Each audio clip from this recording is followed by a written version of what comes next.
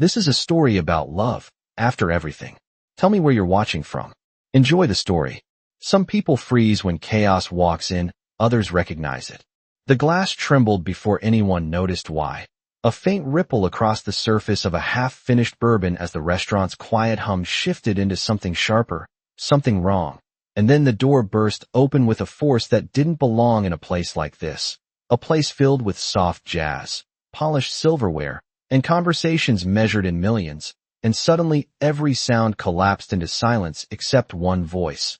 Loud, uneven, trying too hard to sound in control, while chairs scraped. And a few guests instinctively lowered their heads, others clutching their phones like lifelines. But Clara Bennett didn't move. Not the way the others did. Not the way people usually do when the world tilts without warning. She stood behind the counter with a coffee pot still in her hand, steam rising slowly like nothing had changed, her posture steady, her breathing even, as if she had been here before, not in this exact place, but in this exact moment, the kind where fear tries to take over. And someone has to decide whether to follow it or not. And she chose not to, her eyes lifted, not wide, not panicked, just focused, watching, listening, measuring the rhythm of the man's voice more than the words themselves. While across the room Ethan Caldwell finally looked up from his phone, irritation first, then curiosity, then something else he couldn't quite name as he took in the scene unfolding in front of him. His world was built on predictability, on calculated risks and controlled outcomes, and this was neither. Yet what unsettled him wasn't the disruption, it was her. The waitress who didn't react like the others, who didn't shrink or flinch or rush to comply, who simply stood there like she had already decided how this would end. And then she spoke. Not loudly, not dramatically, just enough to cut through the tension like a quiet line drawn across noise. "You're holding it wrong," she said. And for a fraction of a second, everything stopped, even the man at the center of it all, his grip faltering just slightly as confusion flickered across his face. Because it wasn't what she said, it was how she said it. Calm, certain, almost instructional, like someone correcting a small mistake rather than confronting a crisis. And a few people glanced up despite themselves, caught between fear and disbelief, while Ethan leaned forward almost unconsciously, his attention fully captured now, not by the situation, but by her voice, something about it threading through his memory like a half-forgotten melody, familiar in a way that didn't make sense yet. Clara didn't step closer, didn't raise her hands, didn't try to take control. She simply continued, her tone steady. "If you keep your wrist like that, you'll lose control of it." And there was no judgment in her words, no challenge, just quiet observation, the kind that made the man hesitate again, shifting slightly, as if adjusting without realizing he was doing it. And somewhere near the back a nervous laugh almost escaped before being swallowed, the absurdity of the moment brushing against the fear, and Clara added, softer now, "Take a breath," as if speaking to someone overwhelmed rather than dangerous. And the room followed that instruction without meaning to, a collective inhale, a pause, a shift, while Ethan's eyes narrowed slightly, not in suspicion, but in recognition, because he had heard that tone before, not in a restaurant, not in person, but through a speaker late one night when everything in his empire was about to collapse, and a voice had guided him through decisions that didn't just save a deal, they saved everything. And now that same calm, that same unshaken clarity was standing 10 feet away holding a coffee pot, and it didn't fit, none of it fit, yet it felt undeniable. Clara's gaze never left the man as she added one more line, almost gentle, "You don't actually want to do this." And for the first time his shoulders dropped just enough to notice, just enough for the tension to crack. And in that small opening, everything began to shift, not loudly, not dramatically, but enough. Enough for the moment to change direction. Enough for control to quietly return to the room. And Ethan realized he wasn't watching someone react to chaos. He was watching someone understand it. And more importantly, guide it. And as the noise slowly returned, as movement crept back into the edges of the scene, his focus stayed locked on her, on the way she set the coffee pot down with the same steady hand, on the way she didn't look around for approval or recognition, as if this had never been about being seen. And something settled in his chest, something sharp and certain, because he knew, before he even said a word, before he even stood up, that he had heard her voice before. And that realization carried more weight than anything that had just happened, because moments like this didn't repeat themselves by accident, and people like her didn't stay invisible forever. The room did not return to normal all at once. It came back in fragments. The soft clink of a glass being set down, the low murmur of someone whispering that it was over, the distant sound of sirens growing closer, but not yet arriving. And through all of it, Clara Bennett moved, as if she had simply paused in the middle of a shift, and was now continuing it. She reached for a stack of napkins, straightened a chair that had been knocked slightly out of place, and then picked up the coffee pot again. Her movements precise, unhurried, almost routine, as if calm was not something she found in the moment, but something she carried with her. While a few customers stared at her openly now, not with fear, but with a kind of quiet confusion, trying to reconcile what they had just witnessed with the woman refilling water glasses as if nothing extraordinary had happened. And across the room, Ethan Caldwell stood slowly, his chair sliding back with a soft scrape that seemed louder than it should have been, his attention fixed on her in a way that ignored everything else, the staff, the guests, even the questions being asked around him. Because the more he listened to the fading echoes of her voice in his mind, the more certain he became that this was not coincidence. It could not be. He had built his life on recognizing patterns, on identifying signals others missed, and this felt like one of those moments. Rare and unmistakable, the kind that changes direction without announcing itself. He took a step forward, then another, closing the distance between them with a focus that was almost unsettling in its intensity, until he was standing just a few feet away, close enough to see the details others might overlook, the faint crease between her brows that suggested concentration rather than stress, the steady rhythm of her breathing, the way her eyes flicked briefly toward him before returning to her task, aware but not intimidated, present but not seeking attention. "Clara," he said, testing the name he had heard someone use earlier, and she paused for just a fraction of a second before looking at him fully, not surprised, not defensive, just attentive. "Yes, sir," she replied, her tone professional but not distant, and there it was again. That same measured cadence, that same quiet authority wrapped in simplicity, and Ethan felt it click into place, a memory surfacing with clarity that made his chest tighten slightly. A night 3 years ago, his office dark except for the glow of a single screen, numbers falling apart faster than he could stabilize them, advisors offering conflicting strategies, each one more desperate than the last. And in the middle of it all, a call he almost did not make, a number buried in a list of resources he had dismissed as unnecessary, until he dialed it out of something he would never admit was uncertainty, and a voice answered, calm, unhurried, asking the right questions, not the obvious ones, not the ones his own team had asked, but the ones that forced him to stop reacting and start thinking, guiding him step by step through a decision that seemed counterintuitive at the time, but proved to be the exact move that saved everything. And now that voice was standing in front of him holding a coffee pot, and the disconnect between those two realities was almost impossible to process. "Have we met before?" he asked, not because he expected a simple answer, but because he needed to hear her respond, needed to confirm what he already felt. Clara held his gaze for a moment, long enough to acknowledge the question without rushing to fill the silence. And then she shook her head slightly. "I do not think so," she said, her expression unchanged. And if there was anything in her eyes, it was not deception. It was restraint, a choice not to engage beyond what was necessary. And Ethan almost smiled, not out of amusement, but recognition, because he understood that kind of response. He had given it himself in rooms where revealing too much would shift the balance in ways he did not want.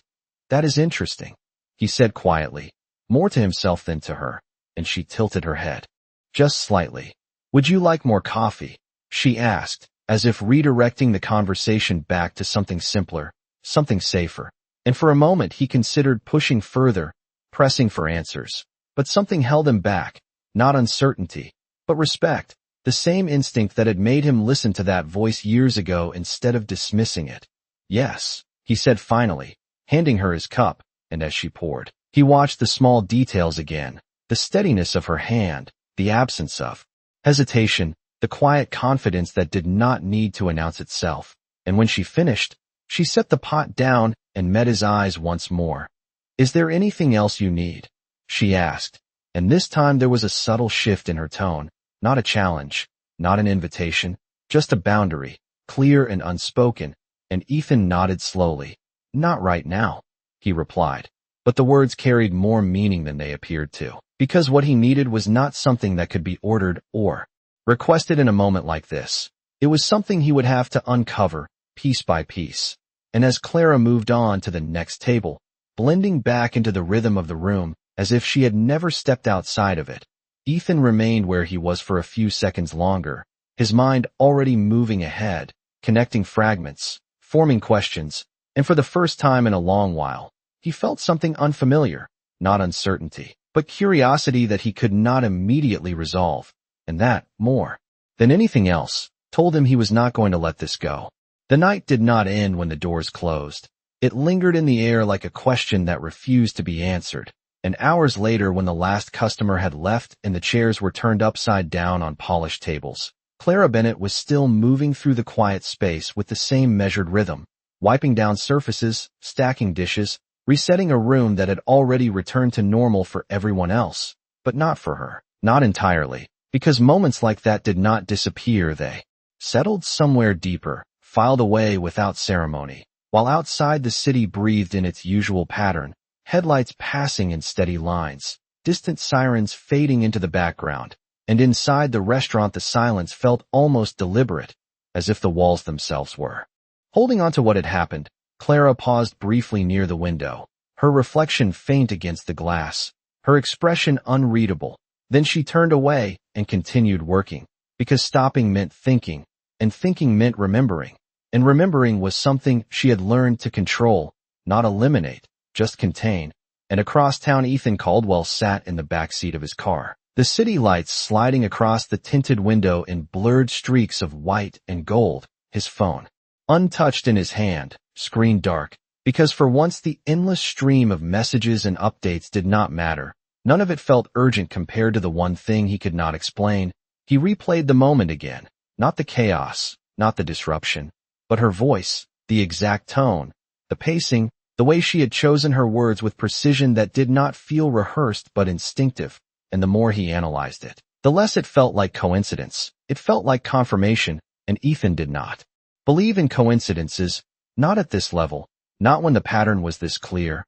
"Pull over," he said suddenly, and the driver glanced at him in the rearview mirror, surprised but compliant, easing the car to the side of a quiet street lined with late-night cafes and dimly lit storefronts. "Everything all right, sir?" the driver asked, and Ethan did not answer immediately, his gaze fixed on nothing in particular as he made a decision that was already forming long before he spoke. "I need a name," he said finally, his voice calm but firm. "Clara Bennett. She works at that restaurant."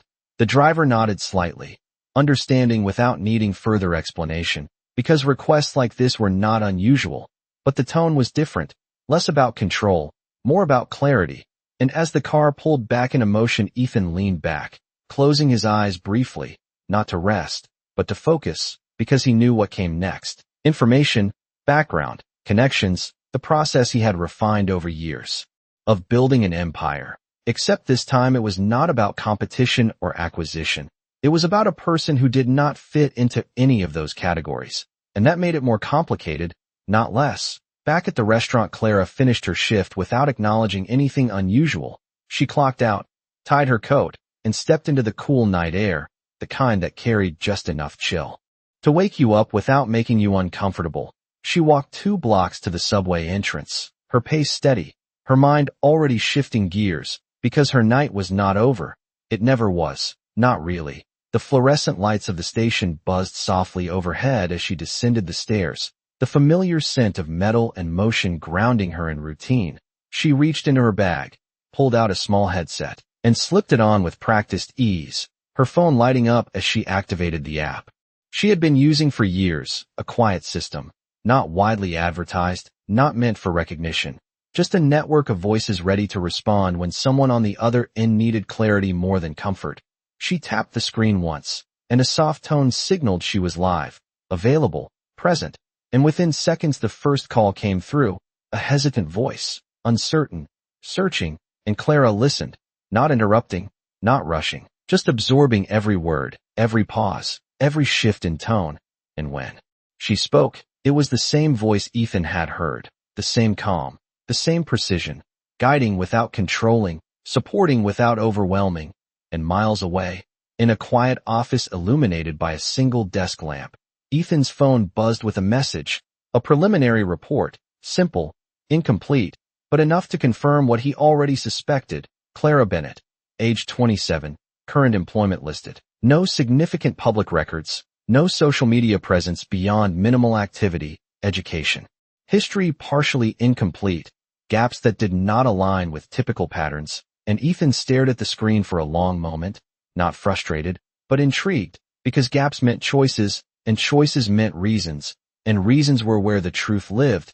He set the phone down slowly, a faint smile forming, not of amusement, but recognition, because for the first time in a long while, he had found something that could not be understood through numbers alone, something that required attention, patience, and perhaps something he had not used in years, trust. And as Clara's voice continued through the headset, steady and unseen, helping someone she would never meet, Ethan made a quiet decision, not spoken, not announced, but certain. He was going to find out who she really was, not because he needed to control it, but because for reasons he could not yet explain, it already mattered. Morning did not arrive with clarity, it arrived with motion. The steady rhythm of the city resuming as if nothing unusual had happened the night before. Traffic lights cycling through their colors, people walking with purpose, conversations restarting where they had left off. But for Ethan Caldwell, the world felt slightly misaligned, not dramatically, just enough to notice, just enough to make him pause where he normally would not. He stood in his office, overlooking the skyline, a cup of coffee untouched on the desk beside him, his attention fixed not on the reports waiting for his approval or the meeting schedule filling his calendar, but on a single file open on his screen, Clara Bennett, the name that had quietly disrupted his sense of order. The information was still incomplete, still fragmented, but that was what made it impossible to ignore, because in his experience, the absence of data often revealed more than its presence, and this absence was deliberate. It felt intentional, as if someone had chosen to step out of visibility without leaving a trace of why. Ethan leaned back slightly, his fingers resting against the edge of the desk, his mind working through possibilities, not assumptions, never assumptions, patterns, connections, probabilities, and yet none of it aligned neatly. Because people who possessed that level of composure, that level of awareness, did not simply disappear into ordinary roles without reason, and reasons always led somewhere. His phone vibrated softly, a new message appearing, additional details. Small but telling, a record of part-time enrollment in a psychology program. Discontinued, volunteer hours logged under an anonymous support network. No formal affiliation, no recognition, no public acknowledgement, and Ethan's gaze sharpened slightly, because now the pattern was forming, not fully, but enough to suggest direction. She had not stepped away from something. She had redirected herself, intentionally, quietly, and that kind of choice was never random. Across the city Clara stepped, out of the subway into the pale light of morning, the air cooler than the night before, carrying the faint scent of rain that had not yet fallen. She adjusted the strap of her bag over her shoulder and moved with the same steady pace as the people around her, blending into the flow without drawing attention. Her shift at the restaurant would not begin for several hours, but her day had already been in motion since the moment she answered that first call underground. She reached a small building tucked between a pharmacy and a bookstore, its exterior unremarkable, easy to overlook, and that was exactly the point. She entered without hesitation, greeting the receptionist with a brief nod before making her way down a narrow hallway to a room filled with soft light and quiet voices, each one connected to someone unseen, someone reaching out. And Clara took her seat, placing the headset back on, her expression calm, focused, ready, because this was where she chose to be, not out of obligation, but intention, a decision made long ago and never reconsidered. The calls came in steadily, different voices, different stories, but the same underlying thread, uncertainty, fear, confusion, and Clara met each one with the same presence, the same quiet clarity that did not impose but guided. And miles away Ethan closed the file, not because he was finished, but because he understood something important. Information alone was not going to give him the answer he was looking for. Not this time. This was not a transaction, not a negotiation, not something that could be solved through data alone. And that realization shifted something in him. Subtle but significant. He reached for his jacket, a decision already made before he consciously acknowledged it. Because there were moments when the only way to understand something was to step outside the system you trusted, and for Ethan Caldwell, that was not a comfortable choice, but it was a necessary one. The car ride was quiet, the city moving around him in its usual patterns, but his focus remained fixed, not on what he expected to find, but on what he might not. And when he stepped out onto the sidewalk near the building he had been directed to, he paused briefly, taking in the simplicity of it. No grand entrance, no indication of significance, just a door, a choice, and he made it. Inside, the atmosphere shifted immediately. Softer, quieter, purposeful in a way that did not demand attention but earned it. And as he moved further in, he saw her, seated among others, headset on, speaking in that same measured tone, her posture unchanged, her presence steady.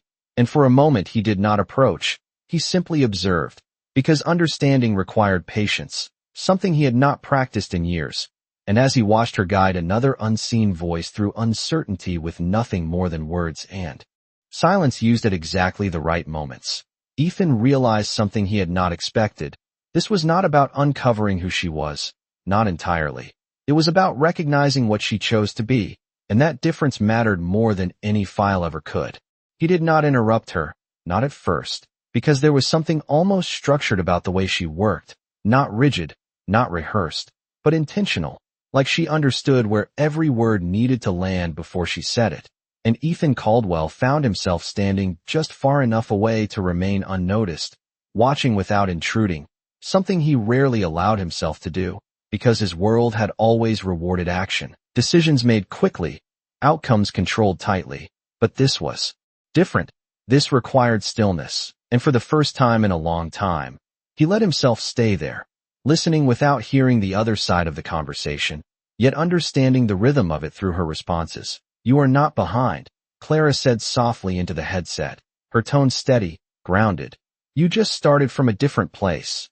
And there was a pause, not empty, but full, the kind of silence that gave space rather than taking it away, and Ethan felt something shift again, not in the room, but in his understanding of it, because he realized she was not solving problems, she was changing how people saw them, and that required something far more precise than knowledge. It required presence. When the call ended, Clara did not remove the headset immediately. She stayed still for a moment, as if allowing the other person's words to settle before she moved on, and only then did she exhale quietly, her shoulders relaxing just slightly, a small release that most people would miss. But Ethan did not, because he was paying attention in a way he had not in years. And when she finally turned her chair, her eyes met his, not with surprise, but with recognition, as if she had been aware of him long before he realized it himself.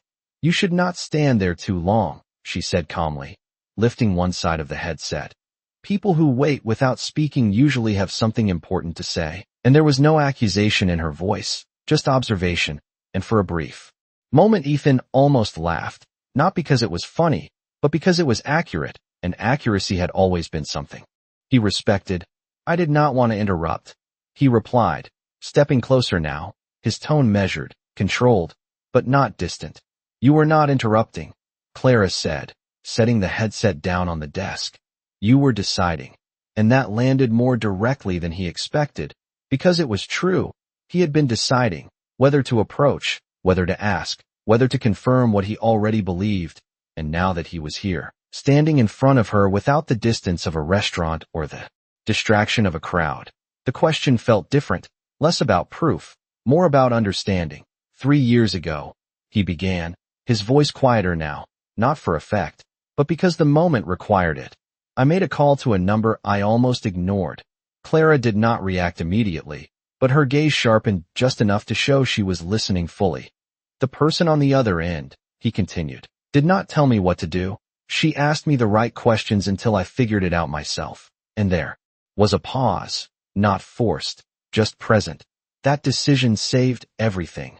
Clara's expression remained steady, but there was a subtle shift, something behind her eyes that acknowledged more than her words would. "And you think that was me?" she said, not as a question, but as a statement he needed to confirm. "I know it was you."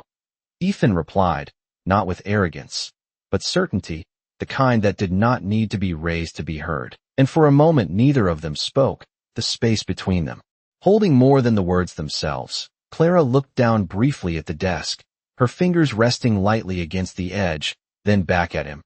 "It does not matter who it was," she said finally, her tone unchanged. "What matters is that you made the decision." Ethan shook his head slightly, a small movement, but deliberate. "That is not how it works," he said. "People do not make decisions in isolation. They respond to what they are given."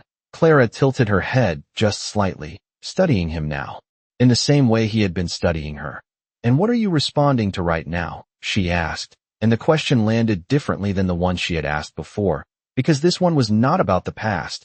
It was about the present, about why he was here, why he had stepped outside his usual world to stand in this quiet room. And Ethan did not answer immediately, not because he did not have one, but because for the first time, the answer was not simple. It was not strategic. It was not something he could reduce to a clear outcome.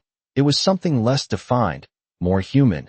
"I am trying to understand," he said finally, and Clara nodded once, a small acknowledgement. "Then you are in the right place," she replied, her voice soft but certain. "Just do not expect it to happen quickly." And there was something in that moment, not dramatic, not obvious, but real, a shift that neither of them named, but both recognized, because understanding was not something either of them took lightly, and neither of them walked away. The room did not change after that conversation, but something between them did, subtle, unspoken, like a door that had been left slightly open instead of fully closed, and Ethan Caldwell did not leave immediately, even though every instinct built over years of discipline told him to move on, to return to schedules and decisions and outcomes that could be measured. But this was not something he could measure, and that was exactly why he stayed, watching as Clara Bennett returned to her work. Without hesitation, slipping the headset back on, reconnecting to voices that needed her in ways that did not announce themselves. And he noticed something then, something he had missed before. It was not just what she said, it was when she chose not to speak, the way she allowed silence to do part of the work, the way she trusted it. And that was unfamiliar to him, because in his world silence usually meant uncertainty, weakness, something to be filled quickly before it turned into a disadvantage. But here it was different. Here it was intentional, and that difference stayed with him as he finally stepped back, not leaving entirely, but moving to the edge of the room where observation felt less intrusive, and minutes passed, then more, until Clara ended another call and removed the headset again, this time turning toward him before he had the chance to speak. "You are still here," she said, not surprised, just acknowledging, and Ethan nodded once. "I said I wanted to understand," he replied, and she considered that for a moment, her gaze steady, measuring not his words but the space behind them. "Understanding is not a question you ask once," she said. "It is something you stay with." And there was no instruction in her tone, no expectation, just a statement of fact, and Ethan found himself accepting that without resistance, which was new, because he was not used to answers that did not lead to immediate action. "Then I will stay," he said. And for a brief second something shifted in her expression, not surprise, not approval, just recognition, as if she understood the weight of that decision more than he did himself. The hours moved differently after that, slower in some ways, faster in others, and Ethan did something he had not done in years. He sat without agenda, without a device in his hand, without dividing his attention between multiple outcomes. He simply remained present. And in that stillness he began to notice patterns he would have otherwise ignored. The way Clara adjusted her tone depending on who she was speaking to, the subtle shifts in pacing, the careful choice of words that did not impose but invited. And once, when a call ended more abruptly than the others, he saw her pause just a little longer, her fingers resting against the desk as if grounding herself before moving on. And that moment stayed with him, because it revealed something beyond skill. It revealed care. The kind that was not performative, not visible unless you were looking for it. And Ethan realized that was the difference. She was not doing this to be seen. She was doing it because it mattered, and that realization settled into something quieter, something deeper than curiosity. It felt like respect, the kind that did not come easily to him, because it required acknowledging something outside of his own control. When she finally stood, stretching slightly after hours in the same position, Ethan rose as well, not out of obligation, but because the moment felt complete in a way he could not explain. "You do this every day," he said. Not as a question, but as an observation, and Clara nodded, reaching for her coat. "Every day that I can," she replied, and there was something in that phrasing, something intentional. "Why?" he asked, and this time the question carried no edge, no strategy, just genuine curiosity. Clara paused, her hand resting on the back of the chair, considering not the answer, but how to give it. "Because most people do not need someone to fix their lives," she said slowly. "They just need someone to help them see it clearly." And Ethan let that settle, not analyzing it immediately, not breaking it down into parts, just letting it exist as it was, which was new. Again, and as they walked toward the exit together, the late afternoon light stretching across the floor in long, quiet lines, there was a sense that something had shifted, not dramatically, not in a way that could be pointed to, but enough that neither of them returned to where they had been before.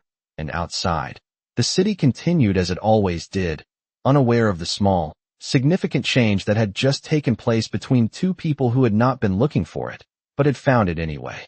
The sidewalk felt different when they stepped outside together, not quieter, not slower, but more defined, as if each sound and movement carried a little more weight than before, and Ethan Caldwell noticed it immediately. The distant hum of traffic, the rhythm of footsteps passing by, even the brief gust of wind that caught the edge of Clara Bennett's coat as she adjusted it without breaking stride.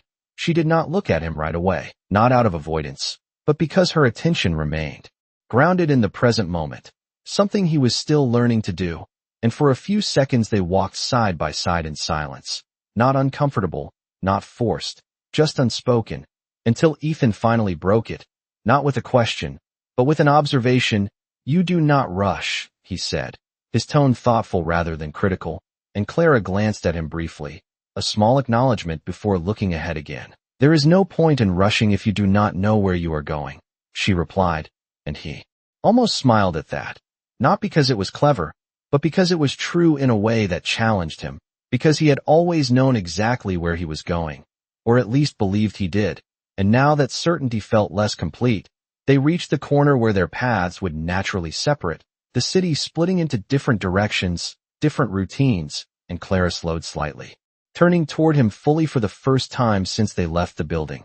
"You have somewhere to be," she said, not asking, just stating what was obvious, and Ethan nodded once. "I always do," he replied, then added after a brief pause. "But today feels different," and that was not something he would normally say, not to anyone, and certainly not without filtering it first. But with her, the words came without the usual calculation. Clara studied him for a moment, not analyzing, not judging, just observing, the way she had done with every voice she listened to, and then she said, "Different does not mean wrong." And there was something in that simple statement that settled into place, something that removed the need to categorize what he was experiencing, to define it immediately, and that alone was enough to shift his perspective again. "Will I see you again?" he asked, and this time the question carried no assumption, no expectation, just openness, and Clara did not answer right away, not because she was uncertain, but because she did not answer questions that had not yet fully formed. "If you come back," she said finally, her tone steady, "I will be there."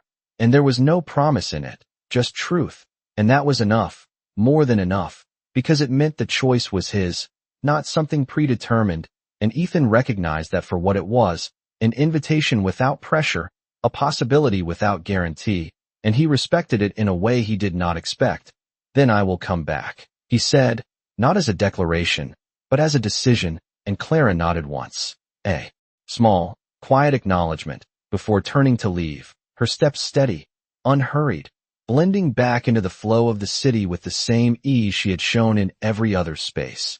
And Ethan stood there for a moment longer, watching as she disappeared into the crowd, not because he needed to, but because something in him wanted to, and when he finally turned, heading back toward his own world, It felt slightly different, not changed entirely, but adjusted, as if a new variable had been introduced into a system he thought he had fully understood.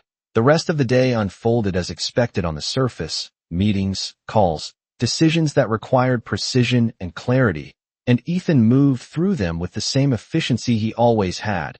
But underneath it all there was a quiet awareness that had not been there before, a sense of perspective that shifted how he listened, how he responded, how he paused before speaking.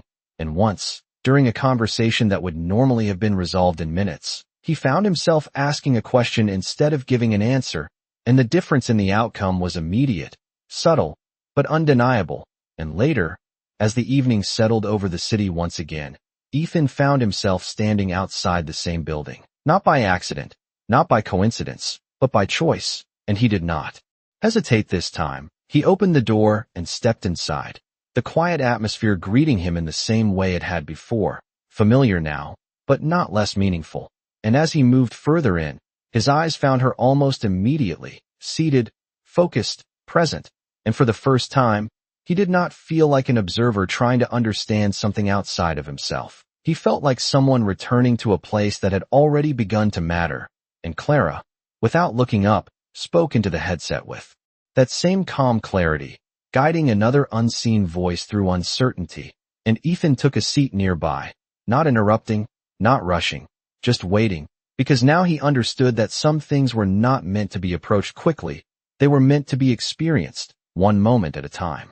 He did not check his phone this time, not when he sat down, not even when it vibrated once in his pocket with a message that would normally demand his immediate attention, because something had shifted in him since the night before, something subtle but persistent, like a quiet recalibration of what mattered in a given moment. And as Ethan Caldwell leaned back slightly in the chair across the room, his eyes settled on Clara Bennett with a focus that no longer felt intrusive. It felt intentional, like he had chosen to be exactly where he was, not pulled there by curiosity alone, but by something deeper he was only beginning to understand. She was already in the middle of a call, her voice steady, measured. "You are not running out of time," she said softly, and Ethan noticed the way her words slowed the pace of the person on the other end. Even though he could not hear them, he could see it in the rhythm of her response, in the pauses she allowed, in the way she leaned slightly forward, as if closing a distance that could not be seen. And for a moment he found himself thinking about the contrast, the difference between how problems were handled here and how they were handled in his world, where urgency often replaced clarity, where speed was mistaken for control, and here, in this quiet room, control came from something else entirely, from understanding, from patience, from knowing when to speak and when to wait. And he realized he had spent years mastering the former while barely touching the latter. The call ended, and Clara removed the headset with a small exhale, not dramatic, just enough to release the moment before moving on. But this time she did not immediately reach for the next one. Instead she turned slightly, her eyes finding him without searching. "You came back," she said, and there was no surprise in her tone, only acknowledgement, and Ethan nodded. "I said I would," he replied, and she studied him briefly, as if confirming not the words, but the intention behind them. "Most people say that," she said, "fewer actually do it." And there was no judgment in her voice, just observation, the kind that did not demand a response, but Ethan gave one anyway.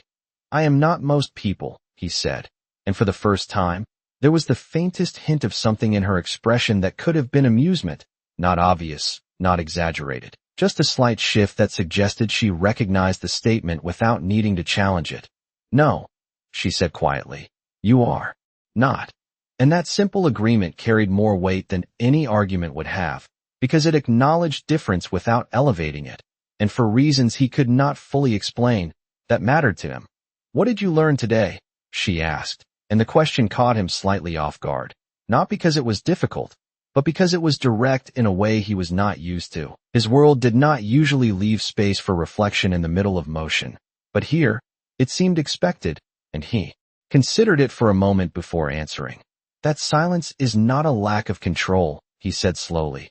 "It is a form of it." Clara nodded once, a small, approving gesture that felt earned rather than given.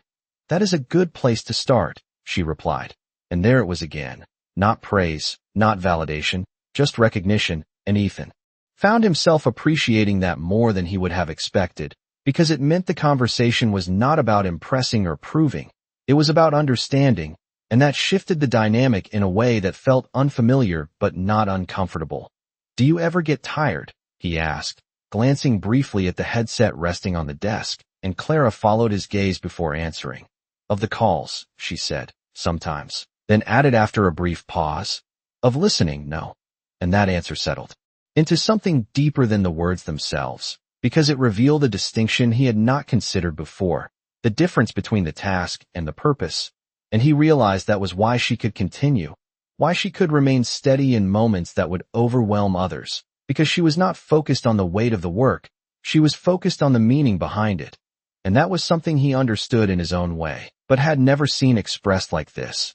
"You could do something else," he said, not as a suggestion, but as a possibility, and Clara looked at him for a moment, her expression calm, but firm. "I am," she replied, and that was the end of it. Not dismissive, not defensive, just complete, and Ethan accepted that without pushing further, because he was beginning to understand that not every answer needed to be expanded, some were meant to stand exactly as they were. And as another call came through, Clara reached for the headset again, slipping it on with the same ease as before, her focus returning instantly. "I will be here," she said into the line, her voice steady, present, and Ethan leaned back slightly, watching, listening, not to control, not to analyze, but to learn, and for the first time in a long time, that felt like enough. The pattern did not break the next day. It deepened, not through grand gestures or dramatic changes, but through repetition, the quiet kind that builds something without announcing it. And Ethan Caldwell noticed it the moment he walked into the building again, earlier this time. The morning light still soft through the windows, the room not yet filled with voices, but already holding that same sense of purpose. And Clara Bennett was there, already seated, already present, her posture steady, her focus intact, as if time had not interrupted her rhythm at all. And when she glanced up and saw him, there was no surprise, no hesitation, just a small acknowledgement that he had returned exactly as he said he would. "You are early," she said, and Ethan nodded. "So are you," he replied, and for a brief moment there was something lighter between them, not quite humor, but close enough to feel different from the conversations before, and Clara gestured slightly toward the empty chair beside him. "You can sit," she said. "You do not have to stand like you are waiting for permission." And Ethan did sit, not because he was told to, but because he understood what she meant, that this was not a place where status or hierarchy dictated behavior. This was a place where presence mattered more than position, and that distinction continued to shift something in him.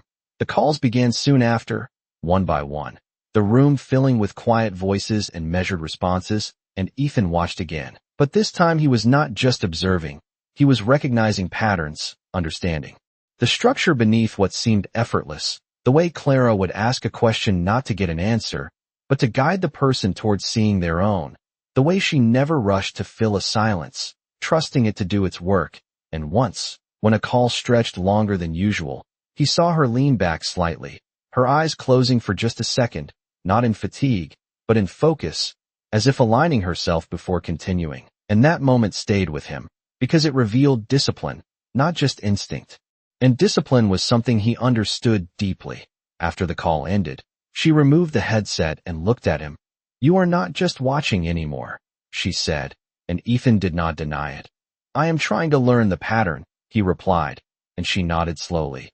"Then you are starting to see it," she said, and there was something in her tone that suggested this mattered, not to her, but to the process itself. "It is not about the words," she continued. "It is about what the words allow." And Ethan considered that, letting it settle instead of immediately responding, because he was beginning to understand that not every thought needed to be spoken the moment it formed, and that restraint was new for him. But it felt right here. "Can anyone do this?" he asked after a moment, and Clara shook her head slightly. "Anyone can try," she said, "but not everyone stays." And that answer carried more weight than the question itself, because it pointed to something deeper than skill, something about endurance, about choosing to remain present when it would be easier to step away, and Ethan recognized that kind of choice, even if it looked different in his world. "Why did you stay?" he asked. And this time the question was not about curiosity alone. It was about understanding her. Specifically, and Clara did not answer immediately. Not because she did not know, but because she chose her answers carefully. "Because someone once stayed for me," she said finally.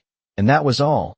No elaboration, no detail, just a single sentence that hinted at something larger, something she was not offering freely, and Ethan did not push. Not because he was not interested, but because he was learning when not to, and that, more than anything, showed how much had already changed. The day moved forward in that same quiet rhythm, calls coming and going, moments of silence filling the spaces between them, and Ethan remained, not checking his phone, not leaving for meetings he would normally consider essential, because for the first time, this felt essential in a different way, not urgent, but important. And as the afternoon light shifted across the room, Clara stood, stretching slightly before gathering her things. And Ethan rose as well, not out of habit, but because he felt the moment ending. "You stayed longer today," she said, and he nodded. "I did," he replied, then added after a brief pause. "And it felt shorter." And Clara allowed the faintest hint of a smile, not wide, not obvious, just enough to acknowledge the truth in that. "That is how you know you are paying attention," she said, and they walked toward the door together again. The same path, the same quiet understanding. But this time it felt less like two separate directions and more like a shared moment. Before they diverged, and as they stepped outside, the city moving around them in its usual rhythm, Ethan realized something he had not expected. He was not just returning to this place, he was changing because of it, and more specifically, because of her. And that realization did not feel like a loss of control. It felt like something else entirely, something he had not named yet, but was beginning to recognize. The shift did not announce itself. It revealed itself slowly, like a pattern that only becomes visible after you have been looking at it long enough, and Ethan Caldwell felt it not in a single moment, but across many small ones. The way he paused before speaking during a morning meeting, the way he listened instead of interrupting, the way he asked a question and waited, truly waited, for the answer instead of filling the silence himself. And the people around him noticed, not directly, not with comments or reactions, but in the way their responses changed, less guarded, more considered, as if the space he allowed gave them permission to think instead of react. And that difference stayed with him as the day unfolded, because it was not something he had been taught in boardrooms or negotiations. It was something he had absorbed without realizing it, just by being present in a room where control did not come from authority, but from understanding. And by late afternoon, when the city began to soften into evening, he found himself walking the now familiar path again, not out of habit, but because something in him had started to align with it. The building no longer felt like a place he was visiting. It felt like a place he was returning to.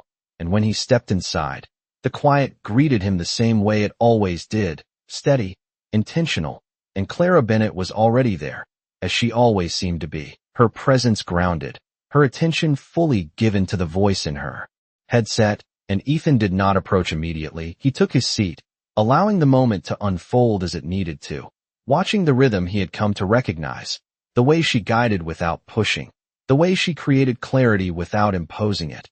And when the call ended, she removed the headset and turned toward him, not surprised, not questioning, just acknowledging. "You are consistent," she said, and there was something in her tone that suggested this mattered more than any single action.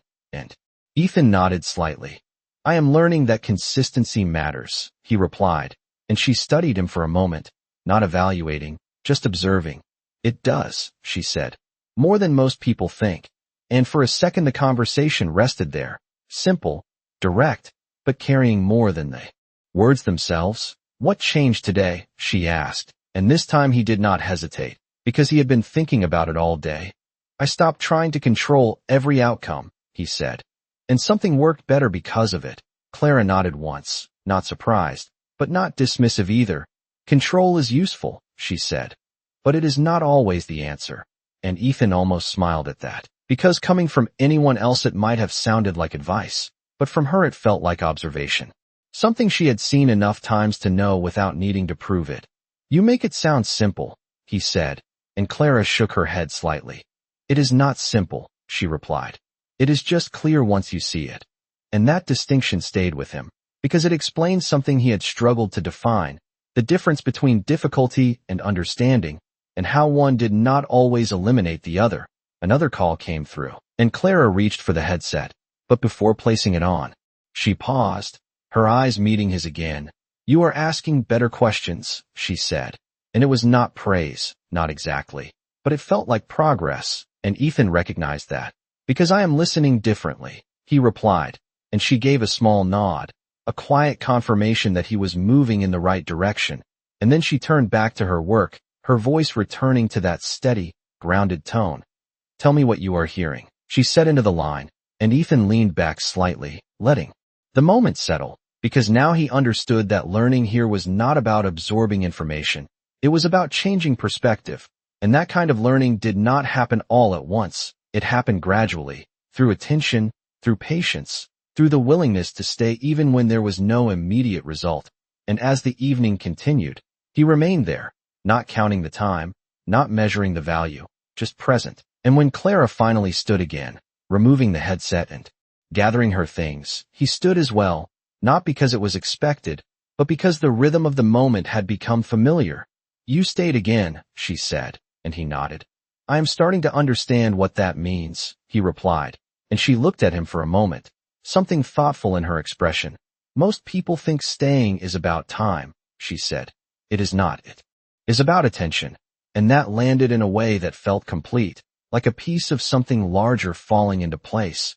And as they walked toward the door together, the city outside already shifting into night, there was a quiet sense of continuity between them, not defined, not labeled, but present.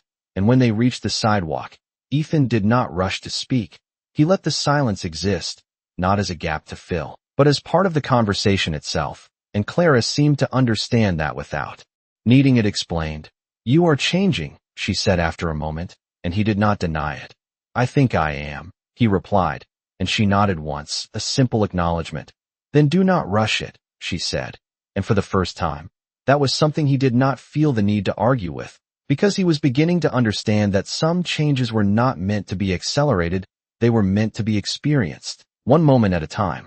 The rain started without warning, a soft, steady fall that blurred the edges of the city and turned every reflection into something slightly distorted, and Ethan Caldwell stood beneath the narrow awning outside the building, watching it for a moment longer than necessary, as if the delay might give him an excuse to stay exactly where he was, because leaving had begun to feel different, not like a return to something important, but like a step away from something he was still trying to understand. And behind him, through the glass, Clara Bennett moved through the quiet room, finishing her last call of the evening, her voice calm, measured, the same steady presence that had become familiar in a way that surprised him.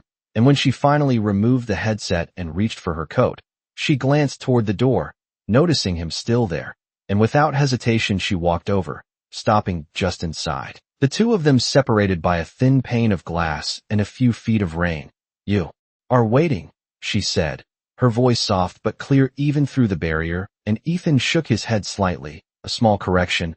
"I am not sure I am," he replied, and that was honest, more honest than he usually allowed himself to be, because he was not waiting for the rain to stop, not entirely. He was waiting for something else, something he had not yet named.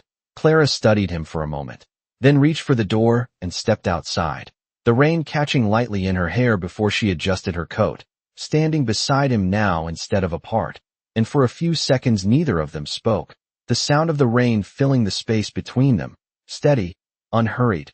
"You could have left," she said finally, not as a question, but as a statement of fact, and Ethan nodded once.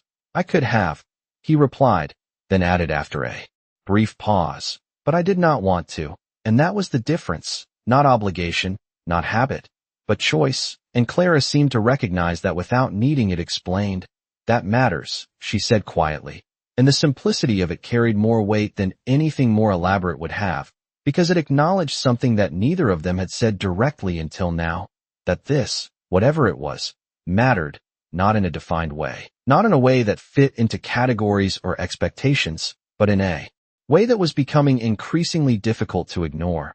The rain continued, steady, consistent, and Ethan found himself watching the way it moved across the street, the way it softened the edges of everything.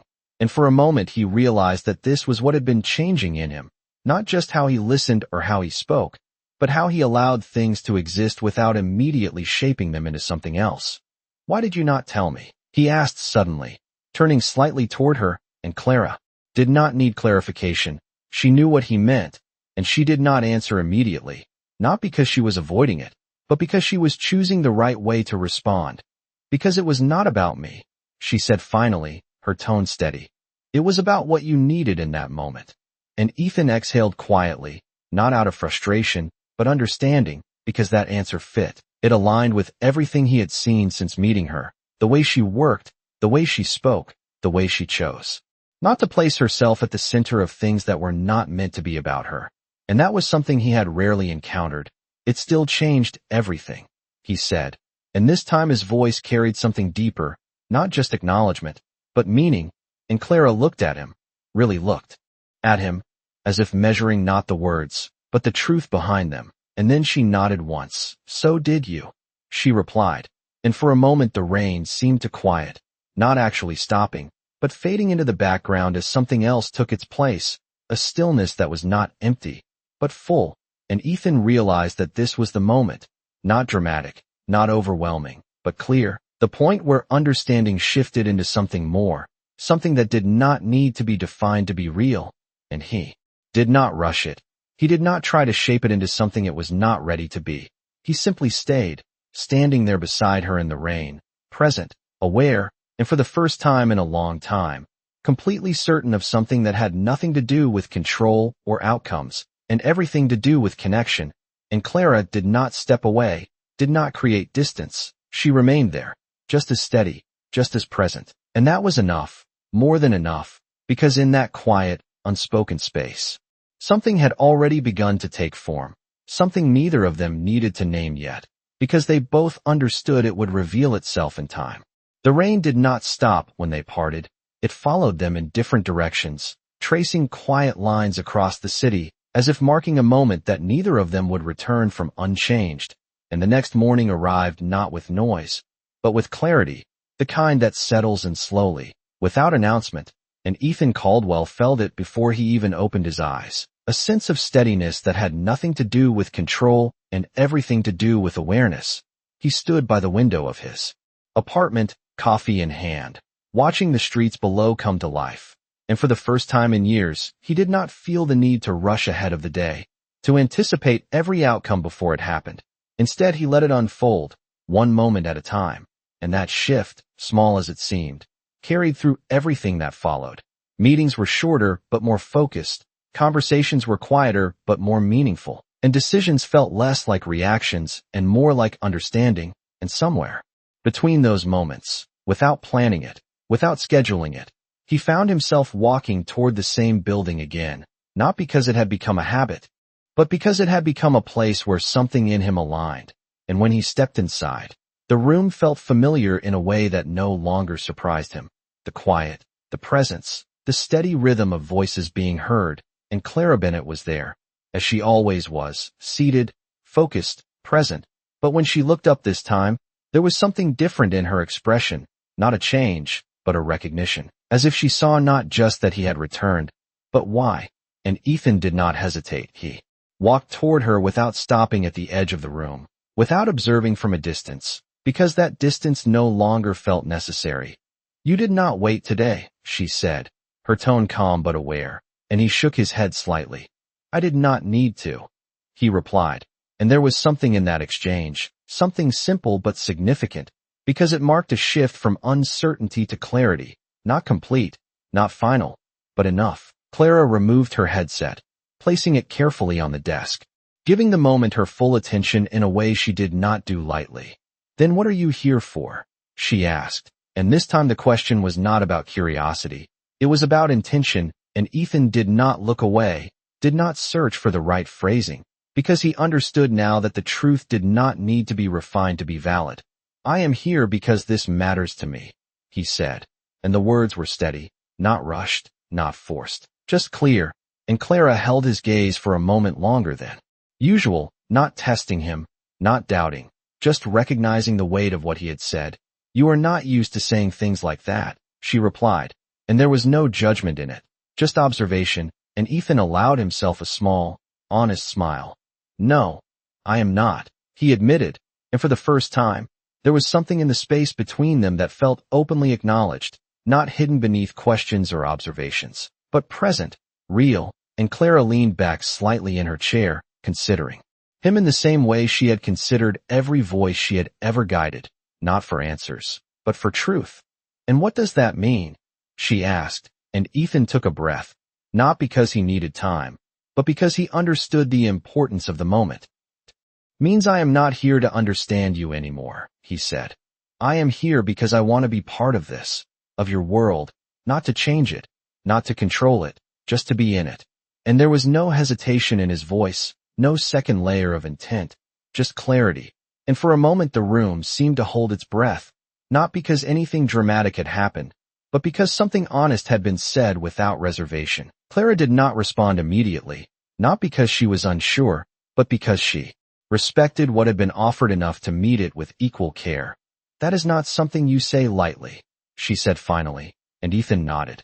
"I know," he replied, and there was a quiet understanding in that exchange, something that did not need to be expanded or explained, and after a moment, Clara reached for her headset again, but she did not put it on right away.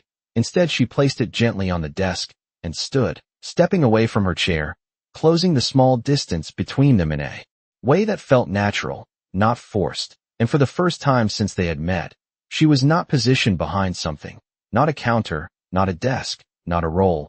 She was simply there, present, equal. "Then stay," she said, her voice soft but certain, and the simplicity of it carried more meaning than anything else could have, because it was not an invitation filled with expectation, it was a choice offered freely. And Ethan understood that, not just in the moment, but in everything that had led to it, and he nodded once, not as a response, but as a confirmation, because he had already made that decision long before he spoke it aloud. And as Clara finally placed the headset back on, returning to the voice waiting on the other end, there was no distance left between what they had been and what they were becoming, only a quiet, steady path forward, one moment at a time.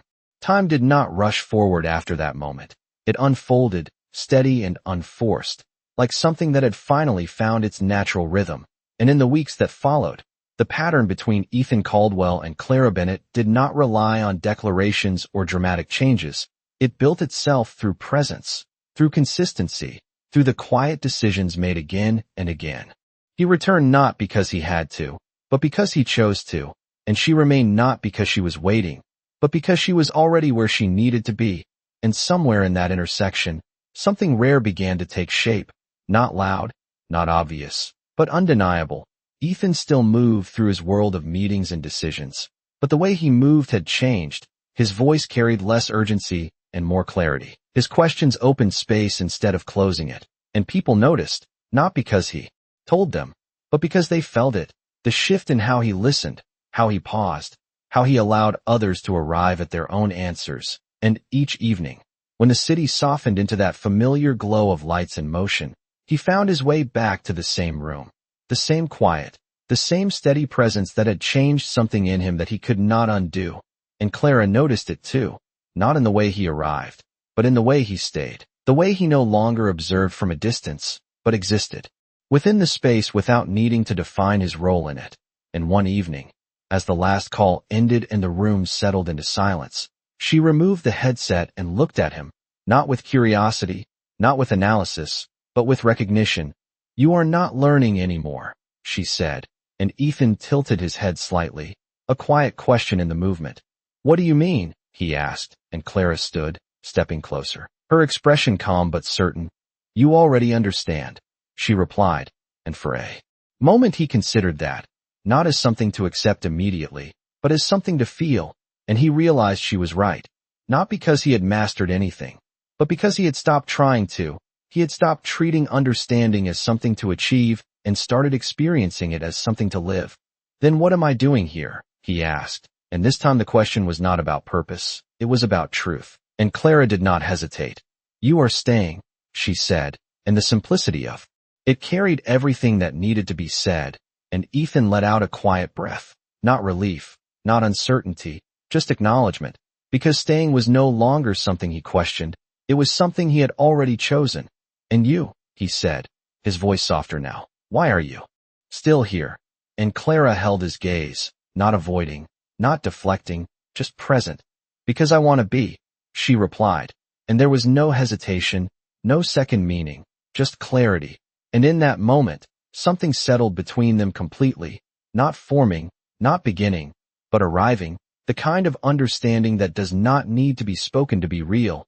And Ethan took a small step closer, not out of impulse, but intention, the distance between them closing in a way that felt natural, unforced. And for the first time, neither of them turned away from it. I used to think everything important had to be decided quickly, he said quietly. But this, he paused, not searching for the right word, but allowing the truth to surface. This was worth taking time. And Clara's expression softened, not dramatically, just enough to show that she felt it too. Some things only make sense when you do not rush them, she said. And there was a quiet warmth in her voice that had not been there before. Not because it was new, but because it was no longer hidden, and Ethan nodded, understanding fully now, not just the words, but the meaning behind them, and without needing to say anything else, he reached for her hand, not suddenly, not hesitantly, just naturally, as if it had always been the next step, and Clara did not pull away, did not question it. She simply let her hand rest in his, steady, certain, and in that simple contact, everything they had not said became clear, not in a dramatic way, not in a way that demanded attention, but in a way that felt right, complete. And as they stood there in the quiet room, no longer separated by roles or distance or uncertainty, the city continuing its rhythm outside without interruption, there was a sense of stillness that did not need to last forever to matter, because it had already changed everything. And later, as they stepped out into the night together, not in separate directions this time, but side by side, there was no need to define what they were becoming, no need to label it or explain it, because they both understood something that could not be simplified. That connection is not built in a single moment. It is built in the moments you choose to stay, and sometimes the quietest choices are the ones that change your life the most. If this story touched your heart, take a moment to like, share this video, and share us where are you watching from, and subscribe to Love After Everything channel. Your support helps us continue creating meaningful, emotional stories that remind us what truly matters. Stay with us for more journeys of quiet strength, unexpected connection, and love that grows when everything else fades away.